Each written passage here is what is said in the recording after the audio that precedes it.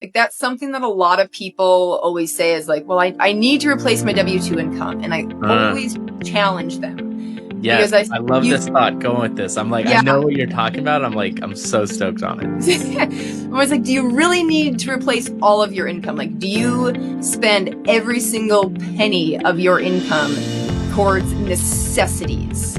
Or are you driving a really expensive car that for a few years, hey, trade that in and get something that doesn't have a payment? Are you living in a really expensive location that you could cut back or house hack? You know, are you going out to the bars 3-4 days a week and spending hundreds of dollars a week on that stuff? Like, a lot of people think they need to replace their income, but if they actually really dig into their budget and see what they spend, and I was also willing to forgo putting money into a 401k and things like that for a few years. You know, most of our money now, we still have some investments in the stock market, but most of it goes into real estate. But we were willing to sacrifice that, knowing, okay, like, yes, we will be taking a step back. I won't have that, you know, free money to, not free money, but just money to spend as freely, and we'll lose that easy financing.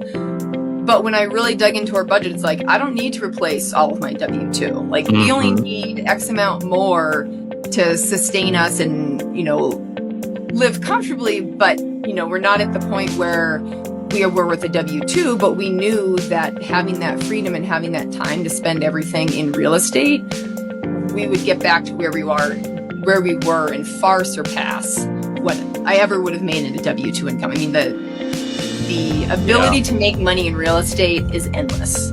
There's no cap to how much you can make. In a W-2, the potential, right? It's just like actually the W-2, you're, you know what, they're gonna have some sort of salary cap.